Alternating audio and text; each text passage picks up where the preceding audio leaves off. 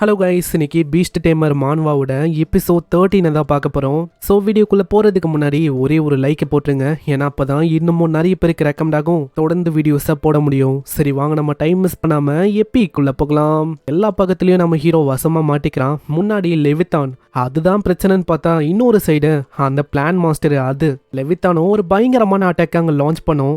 டைரக்டா நம்ம லூலு மேலே படலான்னு வரும்போது லூலு ப்ரொடெக்டிவ் பேரியரை ஆக்டிவேட் பண்ணோம். உடனே நம்ம ஹீரோவும் சொல்கிறான், இல்லை லூலு, இப்போ உன்னோட பேரியரை ஆக்டிவேட் பண்ண வேணாம், அந்த அட்டாக் உன் மேலே படட்டும். ஆனால் மாஸ்டர் எதுக்காக அந்த அட்டாக் பட்டா என்ன ஆகுன்னு உங்களுக்கு தெரியும்ல, ஜஸ்ட் நான் சொல்கிற மாதிரி பண்ணு.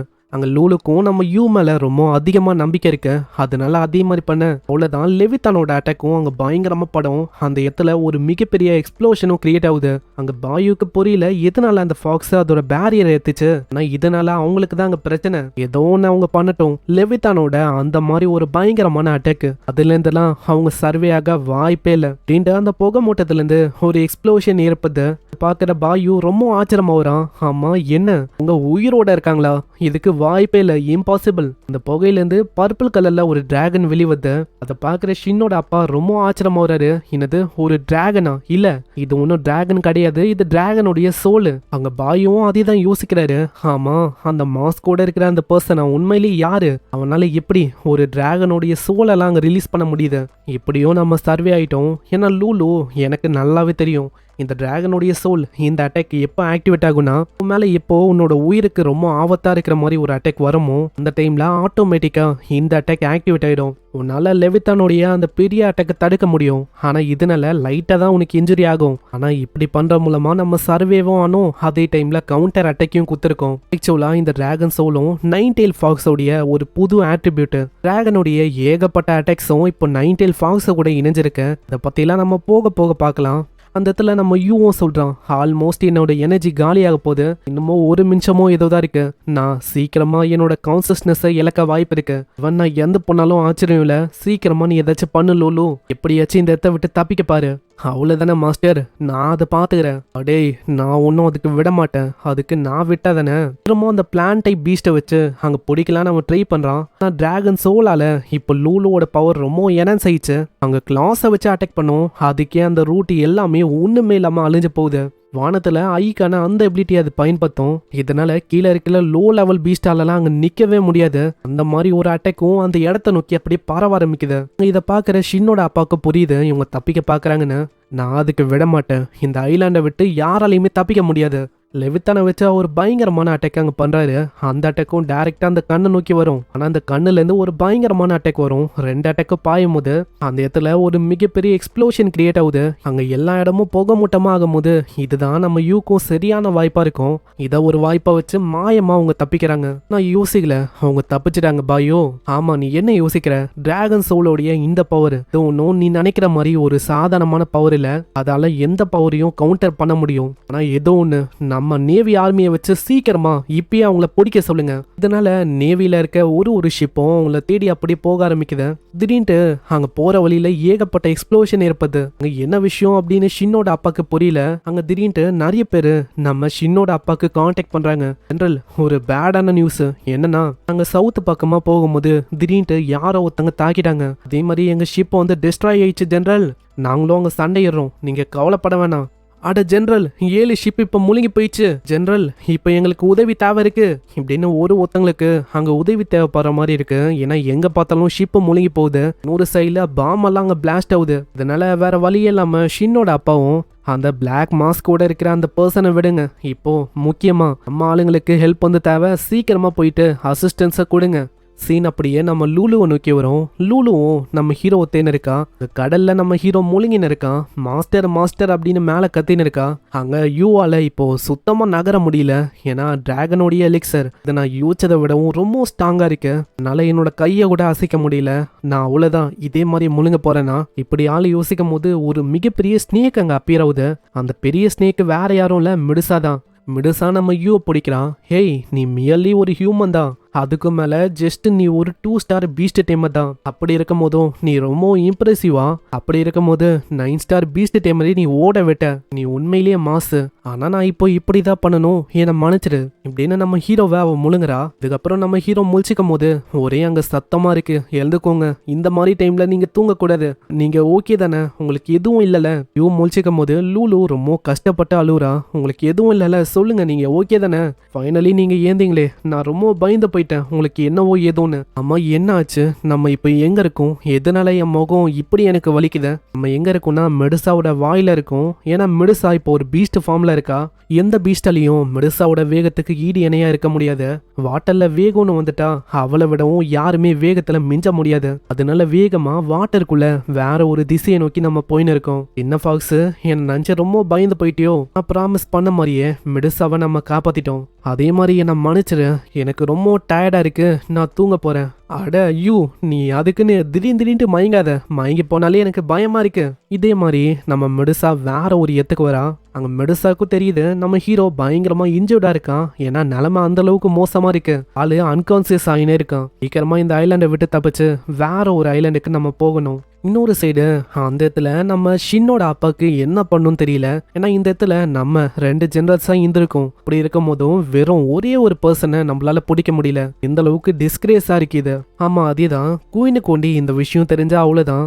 குயின் மூலமா நம்ம நிலைமை இன்னமும் மோசமாயிடும். குயினை பத்தி சொல்லி வாயமுல்ல, அதுக்குள்ள பிரகாசமான ஒளி வானத்துல அப்பியர் ஆகும். பார்த்தா குயின் தான். குயினும் அந்த கிரண் அந்த பீஸ்ட் மேல அப்பியர் ஆகுறாங்க. இப்பதான் வாய் வச்சேன், அதுக்குள்ள குயினே இங்க வந்துட்டாங்களா. அங்க குயினும் வந்துட்டு, ஆமா மெடுசா அவ எங்க? குயின், என்ன விஷயம்னா எங்களை மன்னிச்சிடுங்க, நாங்க எவ்வளவோ தடுக்க ட்ரை பண்ணோம், இருந்தாலும் பிரிசனர் இந்த இடத்த விட்டு தப்பிச்சு போயிட்டாங்க. அதே மாதிரி ஒரு அன்னோனான ஃபோர்ஸும் வந்துட்டு அட்டாக் பண்ணுச்சு. அவங்க யாரு என்ன அப்படின்னு எனக்கு தெரியல. அதனாலேயே எங்க 2 பேராலையும் அங்க எதுவுமே பண்ண முடியல. எனக்கு இந்த மாதிரி எக்ஸ்கியூஸ் எல்லாம் தேவையில்லை. வெறுமா மெடுசாவை யாரு கொண்டு போனா அதை ஒண்டி சொல்லுங்க. அது குயின், அது வந்து பிளாக் கலர் க்ளோ கூட டிமானிக் மாஸ்கோட ஒரு பர்சன் வந்தான். அவன் கூடவே ஒரு 90 ஃபாக்ஸும் இருக்கும். அதான் அந்த வாண்டடான ஃபாக்ஸ் டைலு, அதுவும் வந்துச்சு. 2 பேருமே ஒன்னா சேர்ந்து தப்பிச்சு போயிட்டாங்க. நான்சென்ஸா என்ன சொல்லிருக்கீங்க? நேவில 2 ஜெனரலா இங்க இருந்தோம், உங்களால வெறுமா ஒரே ஒரு பர்சனை அங்க பிடிக்க முடியலையா? குயின், தயவு செஞ்சு எங்களை மன்னிச்சிருங்க. நான் அந்த 90 ஃபாக்ஸ் கிட்ட டிராகனுடைய சோல் அந்த பவர்லாம் இருந்துச்சு. அங்க ஷின்னோட அப்பாவும், குயின் நாங்க எல்லா ரெஸ்பான்சிபிலிட்டியும் ஏத்துக்க தயாரா இருக்கோம், எந்த பனிஷ்மெண்டா இருந்தாலும் ஓகே, நாங்க அதை ஏத்துக்கிறோம். நீங்க என்ன சொன்னீங்க? 90 ஃபாக்ஸ் கிட்ட டிராகனுடைய பவரா? இம்பாசிபிள், அது கிட்ட எப்படி இப்போ டிராகனோட பவர்ஸ் இருக்கும்? வாய்ப்பே இல்ல. சரி, வெறுமா அந்த மாஸ்கோட வந்த பர்சன் அவன் எந்த திசையில போனா அதை சொல்லுங்க. பனிஷ்மெண்ட்டை பத்தி வந்தக்கப்புறம் டிஸ்கஸ் பண்ணலாம். இந்த திசையை பத்தி சொல்ல அவ்வளவுதான். கிரண் மலை ஏறி பயங்கர வேகமா குயினும் போக ஆரம்பிக்கிறாங்க. எம்ப்ரஸ் வந்து டிசைட் பண்ணிட்டாங்கன்னா அவ்வளவுதான், கண்டிப்பா அவன் வசமா மாட்டிப்பான்னு நினைக்கிறேன். சீன் அப்படியே நம்ம ஹீரோவை நோக்கி வரும். நம்ம ஹீரோ ஏதோ ஒரு குகையில இருக்கான். இந்த இடத்துல டைலும் நடந்த ஒரு விஷயத்தையும் அங்க சொல்லும். டைலும், நான் சுத்தமா யோசிக்கல, இந்த ஷார்ட்டான டைம்ல உனக்கு இந்த அளவுக்கு ஏகப்பட்ட விஷயங்களை ஏற்படுத்தா? ஆமா, அந்த இடத்துல மாஸ்டர் ஒண்டி இல்லைன்னா அவ்வளவுதான். இப்போதைக்கு எப்பயோ அந்த டார்க்கான கேவ்லயே நான் இறந்து போயிருப்பேன். டைலும், உன்கிட்ட நான் கேட்கணும், நீங்க 2 பேரும் என்ன ரிலேஷன்ஷிப்லயா இருக்கீங்க? நீங்க 2 பேரும் வழக்கத்தை விட ரொம்ப க்ளோஸா இருக்க மாதிரி இருக்கு. ஹேய் வெயிட் பண்ணு, இவன் எழுந்துக்கிறான்னு நினைக்கிறேன். தண்ணி எனக்கு வேணும் எப்படின்னு அவன் தண்ணியை கேட்டவுடனே உடனே மெடுசாவும், பக்கத்துல ஒரு ஐலாண்டு வந்திருக்கு, ஃப்ரெஷ்ஷான வாட்டர் அங்க கிடைக்கும். இல்ல அதெல்லாம் வேணாம். அவ யோசிக்காம அவ கைய விட்டுறா. இதனால ரத்தமா அப்படியே ஒழுவுது. அது நம்ம ஹீரோவும் அப்படி குடிக்கிறான். இதை பாக்குற மெடுசா ரொம்ப ஆச்சரியமாவுறா. எப்படி ஒரு சாதாரணமான ஹியூமனுக்காக அவளோட பிளட்டையே கொடுக்குற அளவுக்கு இவ எப்படி மாறினா? இதுக்கப்புறம் நம்ம ஹீரோக்கு ட்ரீமா இல்ல மெமரியான்னு தெரியல, ஏதோ ஒரு விஷயம் அங்க வந்துட்டு போகுது. குயின் ஒரு பெரிய டிராகனை கொண்டுட்டு அங்க நிக்கிறாங்க. பின்னாடி நம்ம ஹீரோ ஒரு சின்ன கையோட இருக்கான். எங்க இருக்கேன் அப்படின்னு தான் நம்ம ஹீரோ யோசிக்கிறான்.